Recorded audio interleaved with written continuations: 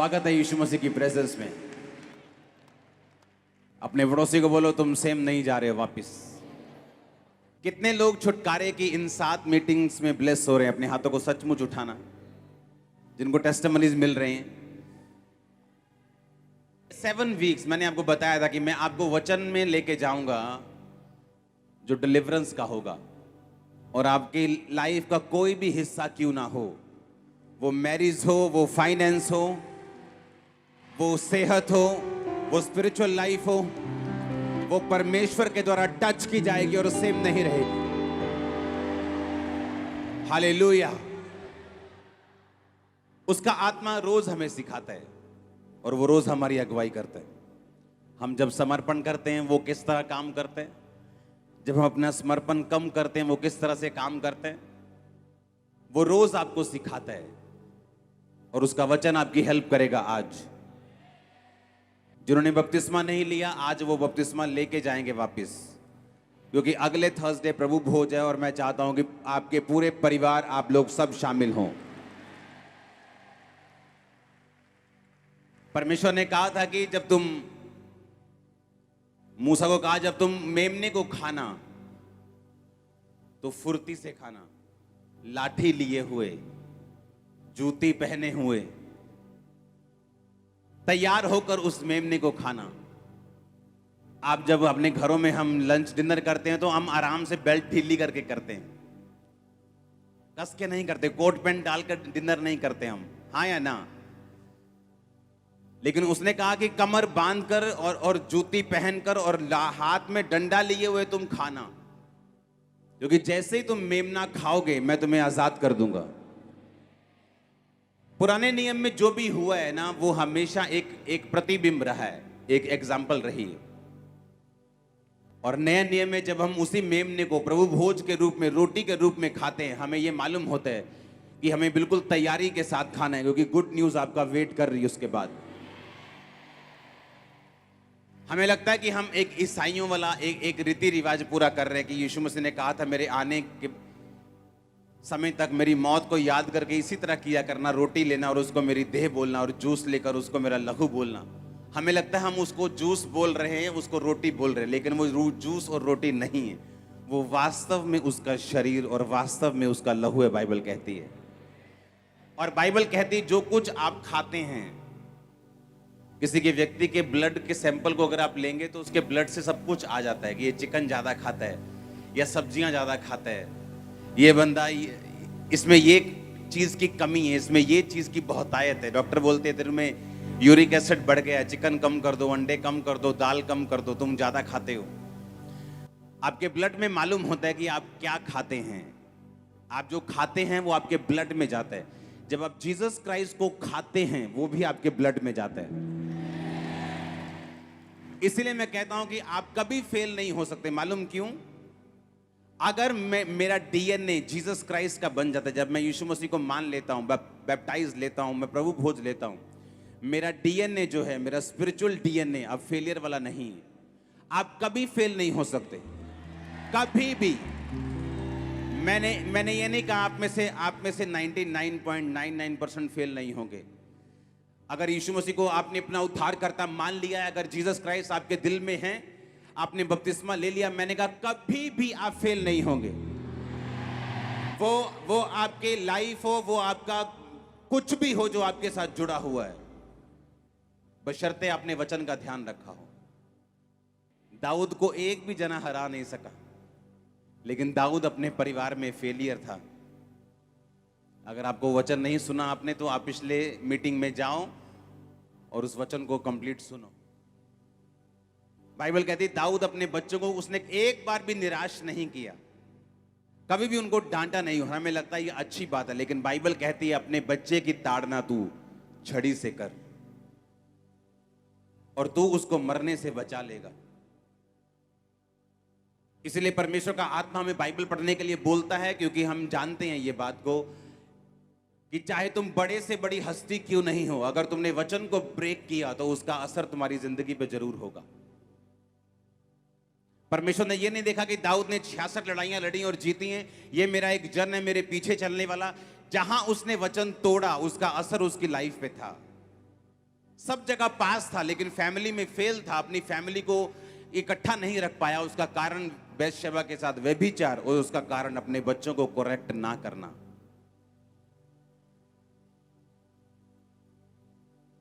एक एक बिंदु बाइबल का सच है। उसने कहा अपने बच्चों को उसी रास्ते पर ट्रेनिंग दे जिस रास्ते पर तू उसको चलता देखना चाहता है। जब वो जवान हो जाएगा उस रास्ते से कभी हटेगा नहीं।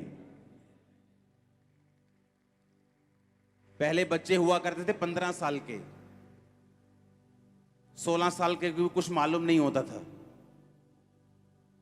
इंटरनेट आया, कंप्यूटर आया, पाप बड़ा, अब 12 साल का बच्चा जानता है। आज 8 साल का बच्चा भी पाप के बारे में जानता है।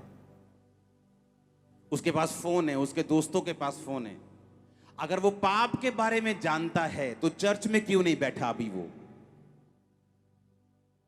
बाद में जब वो जवान हो जाएगा और बिगड़ जाएगा, आप उसके पीछे पीछे भागकर उसके लिए रोजे फास्टिंग प्रार्थना करेंगी। इससे अच्छा ये है कि उसको परमेश्वर की हुजूरी में अभी लाया जाए। जब वो जवान होगा, वो आपका जवानी का बेटा आपको सहारा देने वाला होगा, ना कि आपकी प्रार्थनाओं को खाने वाला, ना कि सिर्फ आपके रोजे रखवाने वाला, मेहनत करवाने वाला, आपके आंसू आपको रुवाने वाला बेटा नहीं फिर वो होगा या बेटी नहीं होगी। हालेलुया। एक वचन का दाऊद ने ध्यान नहीं रखा, उसका असर उसको भोगना पड़ा। कितना जरूरी है परमेश्वर के वचन को इसीलिए समझना और उसके वचन को डीपली समझना कि परमेश्वर के वचन में अगर ये लिखा है तो मेरे फायदे के लिए लिखा है।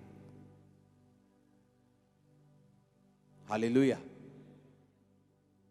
क्योंकि तुम परमेश्वर से ज्यादा धर्मी नहीं हो सकते, उससे ज्यादा दयावान नहीं हो सकते, उससे ज्यादा समझदार नहीं हो सकते। तुमने इंसान का दिल दुखने से बचा लिया और परमेश्वर से हट गए। ये तुम्हारी जिंदगी की सबसे बड़ी मूर्खता निकलेगी, क्योंकि तुम परमेश्वर से ज्यादा धर्मी और दयावान नहीं हो सकते। पतरस कहता है यीशु मसीह कभी ना हो तेरे, तुझे कभी क्रूस उठाए, तेरे साथ कभी ऐसा ना हो। उसने कहा शैतान मेरे सामने से दूर हो तो मेरे लिए ठोकर का कारण है। वो सांसारिक प्रेम जो आपको क्रूस से हटा रहा है, आपको उस प्रेम को परमेश्वर के वचन की रोशनी में जांचने की जरूरत है कि ये प्रेम परमेश्वर की ओर से है या मुझे क्रूस से हटाने की साजिश हो रही है। भजन संहिता 130 उसकी 7 आयत में लिखा, इस्राएल यहोवा पर आशा लगातार लगाए रहे, क्योंकि यहोवा करुणा करने वाला और पूरा छुटकारा देने वाला है। अपने पड़ोसी को बोलो यहोवा छुटकारा देने वाला परमेश्वर और पूरा छुटकारा देने वाला। आमीन। पहला राजा 11 उसकी 1 से 13 आयत को मैं पढ़ूंगा। परंतु राजा सुलेमान फिरौन की बेटी और बहुतेरी और विजातीय अन्य जाति स्त्रियों से जो मोआबी, अम्मोनी, एदोमी, सिदोनी, हित्ती थी, उनसे प्यार करने लगा। वे उन जातियों की थी जिनके विषय में यहोवा ने इस्राएलियों से कहा था कि तुम उनके मध्य में ना जाना और ना वे तुम्हारे मध्य में आने पाए। वे तुम्हारा मन अपने देवताओं की ओर निस्संदेह फेरेंगी। और उन्हीं की प्रीति में सुलेमान लिप्त हो गया। और उसके साथ 700 रानियां, 300 रखेलियां थी और उसकी इन स्त्रियों ने उसका मन बहका दिया। जब सुलेमान बूढ़ा हुआ तब उसकी स्त्रियों ने उसका मन पराये देवताओं की ओर बहका दिया और उसका मन अपने पिता दाऊद की नाई अपने परमेश्वर यहोवा पर पूरी रीति से लगा ना रहा। सुलेमान तो सिदोनियों की अश्तोरेत नामक देवी और अम्मोनियों के मिलकोम नामक घृणित देवता के पीछे चला। और सुलेमान ने वह किया जो यहोवा की दृष्टि में बुरा है, और वह यहोवा के पीछे अपने पिता दाऊद की नाई पूरी रीति से ना चला। उन दिनों सुलेमान ने यरूशलेम के सामने के पहाड़ पर मोआबियों के कमोश नामक देवता के लिए और अम्मोनियों के मोलेक नामक घृणित देवता के लिए एक एक ऊंचा स्थान बनवाया। और अपनी अपनी सब अन्य जाति स्त्रियों के लिए भी जो अपने अपने देवताओं को धूप जलाती और बलिदान करती थी, उसने ऐसा ही किया। तब यहोवा ने सुलेमान पर क्रोध किया और उसका मन इज़राइल के परमेश्वर यहोवा से फिर गया था, जिसने उसको 2 बार दर्शन दिया था।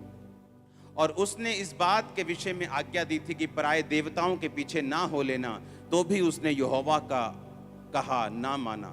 और यहोवा ने सुलेमान से कहा, तुझसे जो ऐसा काम हुआ है और मेरी बंधाई हुई वाचा और दी हुई विधि तूने पूरी नहीं की, इस कारण मैं राज्य को निश्चय तुझसे छीन कर तेरे एक कर्मचारी को दे दूंगा। तो भी तेरे पिता दाऊद के कारण तेरे दिनों में ऐसा ना करूंगा, परंतु तेरे पुत्र के हाथ से राज्य छीन लूंगा। फिर मैं ये पूर्ण राज्य तो ना छीन लूंगा, परंतु अपने दास दाऊद के कारण और अपने चुने हुए यरूशलेम के कारण मैं तेरे पुत्र के हाथ में एक गोत्र छोड़ दूंगा। अपने हाथों को उठा, बोलो ये वचन मेरी जिंदगी में फल लाए। जितना मैं सुनूं मैं उसे कबूल करूं, उसे मानूं। आमीन। मैंने आपको दाऊद के बारे में बताया, हाँ या ना? हर जगह कामयाब, परिवार में फेल, कारण परमेश्वर के वचन को फॉलो नहीं किया। उसने कहा यहोवा पूरा छुटकारा देने वाला परमेश्वर है। जब परमेश्वर आपको देखता है तो वो इस निगाह से देखता है कि मैं इसकी परिवार से, पारिवारिक प्रॉब्लम से इसको छुटकारा दूंगा, मैं इसको फाइनेंशियली छुटकारा दूंगा, मैं इसको गलत आदमियों से छुटकारा दूंगा, अनफ्रूटफुल लोगों से छुटकारा दूंगा, मैं इसकी बीमारी से छुटकारा दूंगा, मैं उसे पूरा छुटकारा दूंगा। बाइबल कहती है यहोवा पूरा छुटकारा देने वाला परमेश्वर है। बहुत से अमीर लोग हैं, बहुत से अमीर सेलिब्रिटीज हैं, उनके पास पैसा है पर छुटकारा नहीं। कोई डिप्रेशन से लड़ रहा है, कोई बीमारी से लड़ रहा है, कोई फैमिली फेलियर से लड़ रहा है, क्योंकि उनके पास पूरा छुटकारा नहीं मिल सकता, क्योंकि बाइबल कहती है यहोवा ही है जो पूरा छुटकारा तुम्हें दे सकता है। अब सुनो ध्यान से, दाऊद के पास पूरा छुटकारा था, सिर्फ एक जगह छुटकारा नहीं था, वो था उसका परिवार।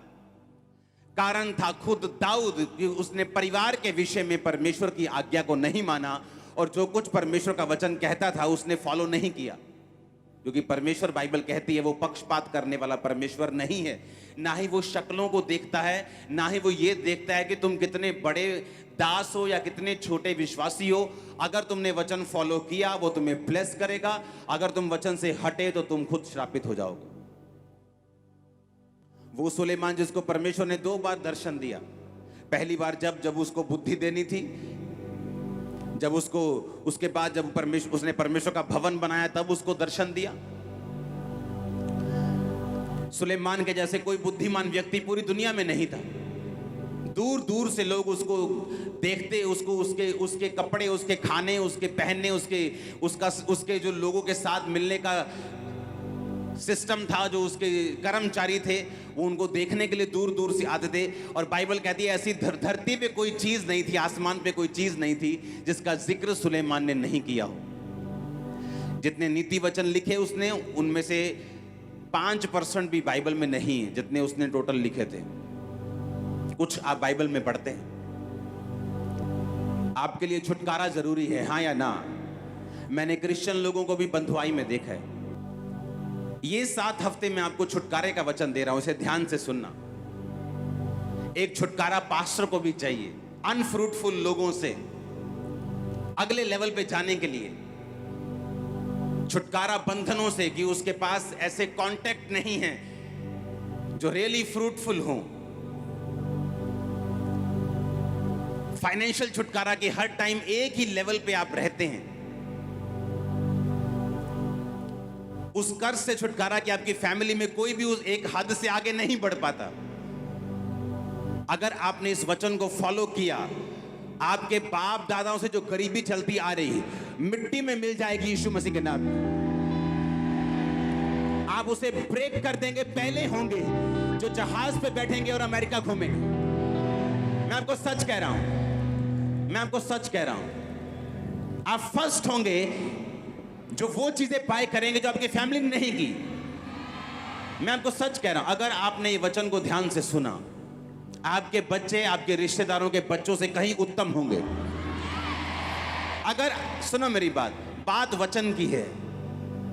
यहां मैं वचन दे रहा हूं, क्यों? वहां बैठा एक बंदा अपने 14 साल की मुश्किल से डिलीवरेंस ले रहा है, जो गुरदासपुर में बैठा है, जो कनाडा में बैठा है। कारण परमेश्वर का वचन है, उसकी सामर्थ है। अगर आप उसके वचन को ये 7 हफ्ते फॉलो करेंगे, 7 हफ्ते चर्च मिस नहीं करना, लगातार जो ऑनलाइन है वो हर सरमन सुनेंगे, 7 डिलीवरेंस वीक का, 7 हफ्ते के बाद आप पाएंगे कि आपने वो पकड़ लिया जो आप चाहते थे। हर वो जादू, वो टोना, वो बंधन जो आपके पीछे पड़ा रहा है सालों से, ये 7 हफ्ते के बाद शर्मिंदा होगा आपकी लाइफ से। ये आपके डिलीवरेंस वीक है और ये होगा, आमीन, ऊंचा ये ब्लेसिंग तुम्हारी ये चर्च।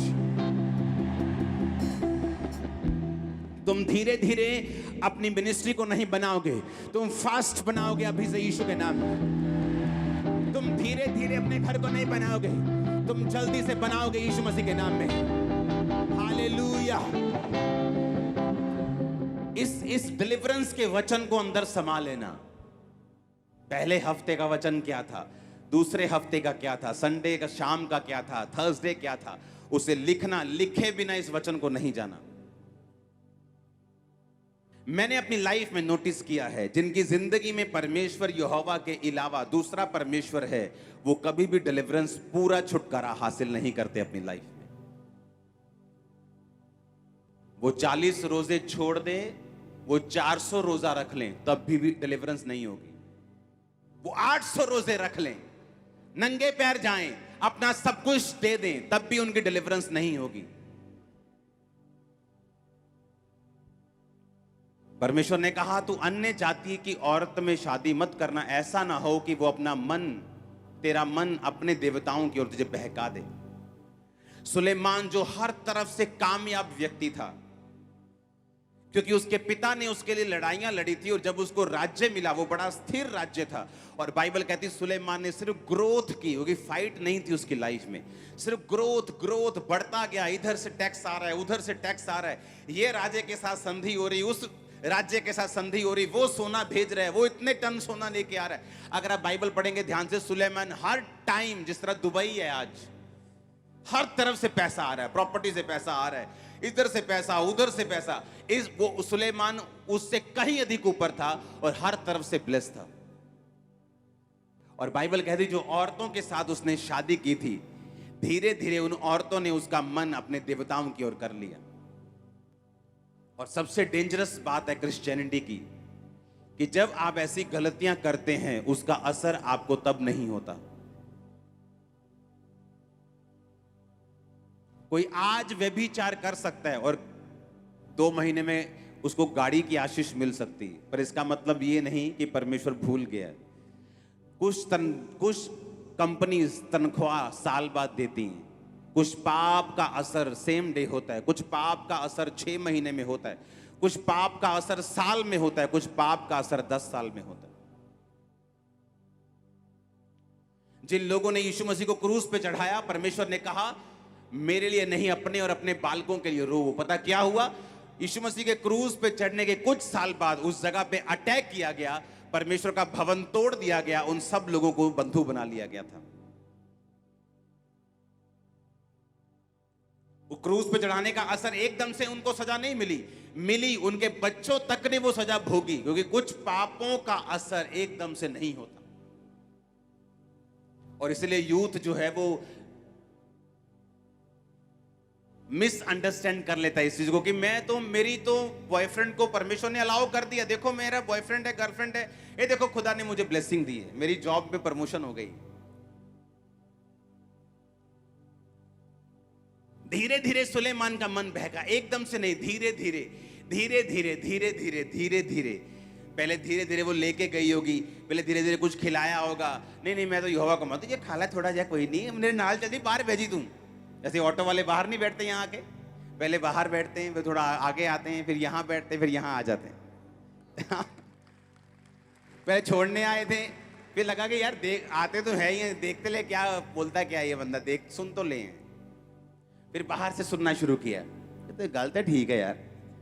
फिर अंदर आए, फिर आगे आ गए, और कभी स्टेज पे भी पहुंच जाओगे। हालेलुया। आप समझ रहे मेरी बात को कि नहीं? धीरे धीरे उन्होंने उसका मन अन्य देवताओं की ओर फेर दिया।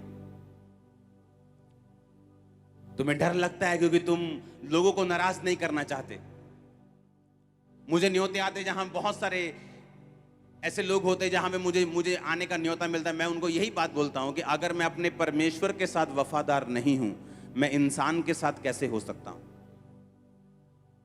मेरा एक ही परमेश्वर है। मैं आपको प्यार करता हूं, लेकिन मेरा बिलीव सिर्फ यीशु मसीह के ऊपर है और रहेगा।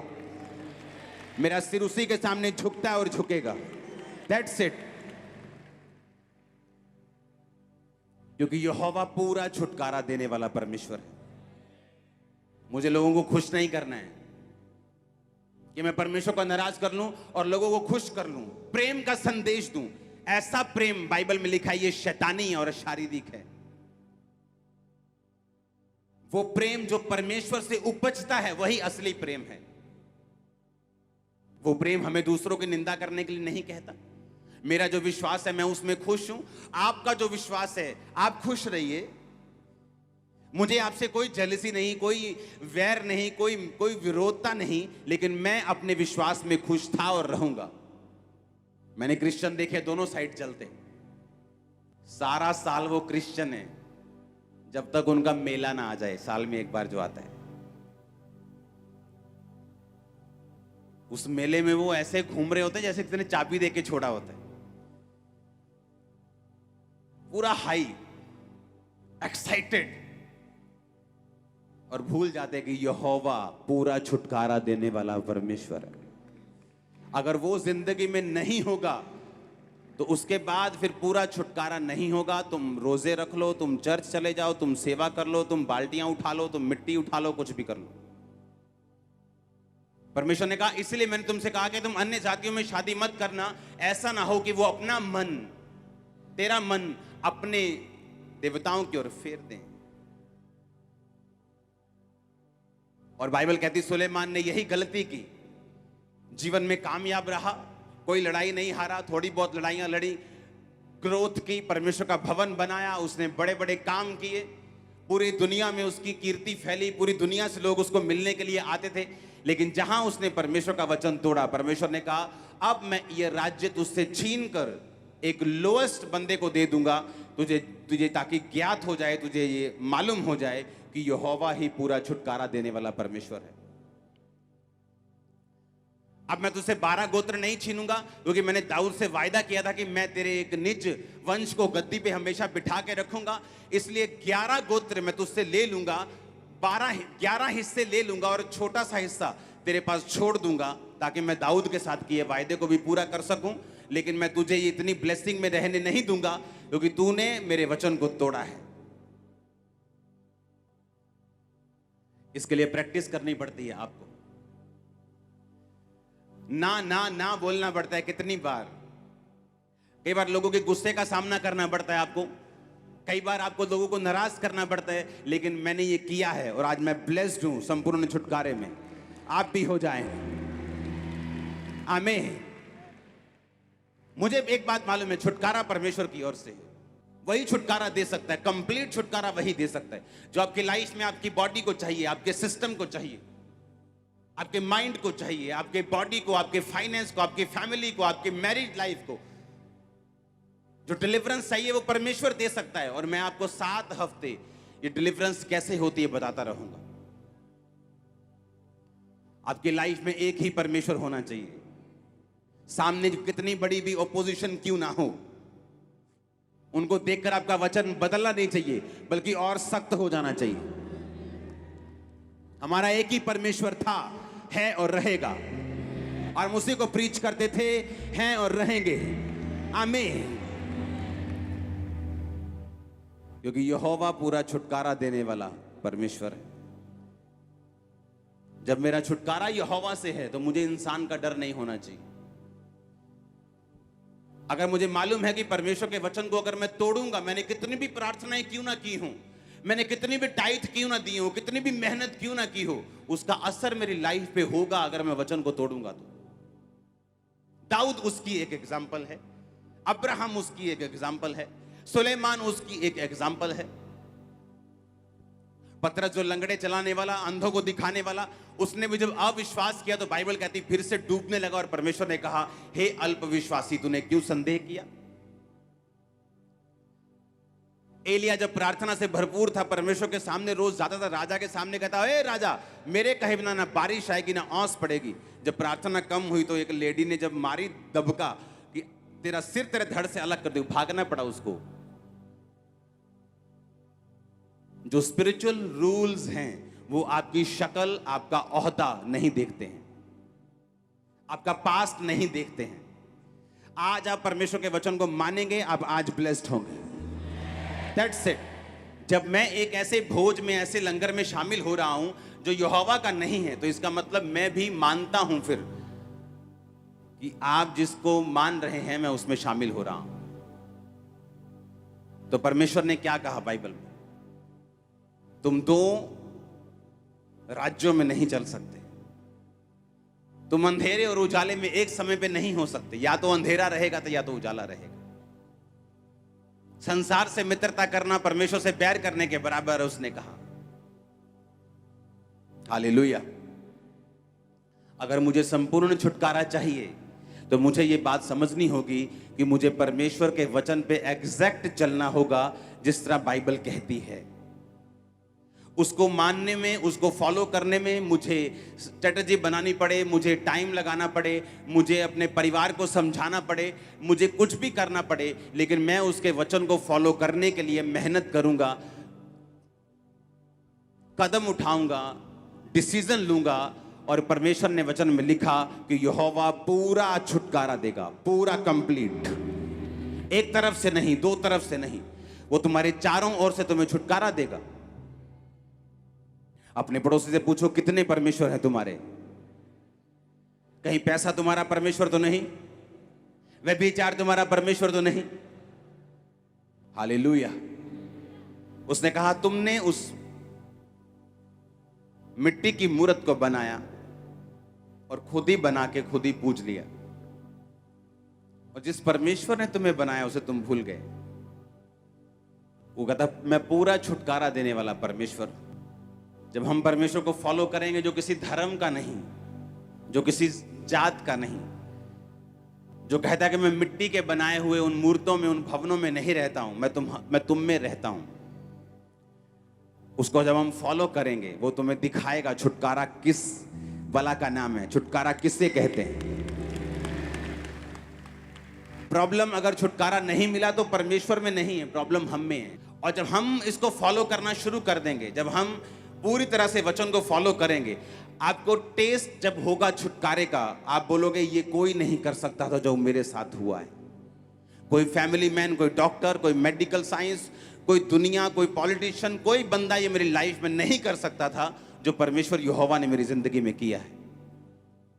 आपको पक्की यारी लगानी पड़ेगी उसके साथ।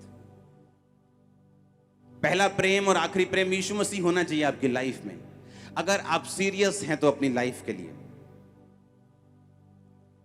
हर बंदा चाहता है वो फाइनेंशियली ब्लेस हो, हर बंदा चाहता है वो अपनी मैरिज में, अपने घर में, अपनी जिंदगी में, अपनी बॉडी में ब्लेस्ड हो।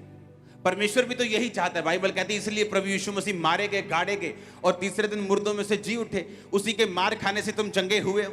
तुम्हारे डिप्रेशन के लिए उसने कांटों का ताज पहना, तुम्हारी जो बेइज्जती थी, तुम्हारे जो पाप थे उसने क्रूस पर सहे। वो दूसरी आम मौत भी ले सकता, कोई तलवार से यीशु मसीह को मार जाता, डेथ हो जाती 5 मिनट में, ऐसा भी हो। बाइबल कहती है उसने जानबूझकर मृत्यु को, क्रूस की मृत्यु को सहा, क्योंकि वचन पूरा होना था कि जो काठ पर, लकड़ी पर लटकाया जाता है वो श्रापित होगा। उसने तुम्हारे श्राप, बाइबल कहती है, अपने ऊपर लिए, तुम्हारे पापों के लिए लहू बहाया, तुम्हारी बीमारियों के लिए 39 कोड़े खाए। और आज जब हम विश्वास करते हैं कि परमेश्वर तू मेरा उद्धार करता और तू ही मेरा परमेश्वर है, वो शर्मिंदगी जो यीशु मसीह ने उठाई हमारी खत्म हो जाती है, क्योंकि हम बिलीव करते हैं कि मेरी परमेश्वर उठा चुका है, आज से मैं शर्मिंदा नहीं रहूंगा। आप मेरी बात समझ रहे कि नहीं? फिर हम बिलीव करते हैं कि यीशु मसीह तो आप मेरे उद्धार करते हैं, आप मेरे परमेश्वर हैं। आप नहीं कहते तुम ही मेरा डैडी है, तुम ही मेरा डैडी है, तुम ही मेरा डैडी है, तुम इतने डैडी नहीं हो सकते। डैडी एक ही है, तो परमेश्वर भी एक ही है। जब आप कहते हैं कि परमेश्वर यीशु मसीह मैं बपतिस्मा लेता हूं, तू मेरा उद्धार करता है, दैट्स इट, उस दिन आप और परमेश्वर, तीसरा कोई नहीं, कोई मासी नहीं, कोई फुफ्फड़ नहीं, कोई नहीं, फिर तीसरा कोई परमेश्वर और नहीं। आप चाहते हैं मैं आपके साथ ईमानदार रहूं? आप चाहते हैं कि मैं आपको वो वचन दूं जो आपको छुटकारा दे? तो इसको फॉलो करना जो मैंने आपको बोला है। हमें किसी से नफरत नहीं, लेकिन हम वो फॉलो करेंगे जो बाइबल कहती है। आमीन। जो वचन में लिखा हुआ, जो वचन कहता है हमें फॉलो करना है, दैट्स इट। उसने कहा मैं पूरा छुटकारा देने वाला परमेश्वर हूं। जब दाऊद के ओदनिया नाम के बेटे के जिक्र होता है बाइबल में, तो उसने लिखा कि ओदनिया को उसने कभी भी उदास नहीं किया था। बचपन से लेके जवानी तक जब उसका बेटा बड़ा हुआ तो कभी भी दाऊद ने उसको उदास नहीं किया, कभी डांटा नहीं, कभी फटकारा नहीं। हमें लगता है वाह कितना कूल इंसान है, लगता है ना बाइबल पढ़ के कितना शानदार इसका स्वभाव है भाई।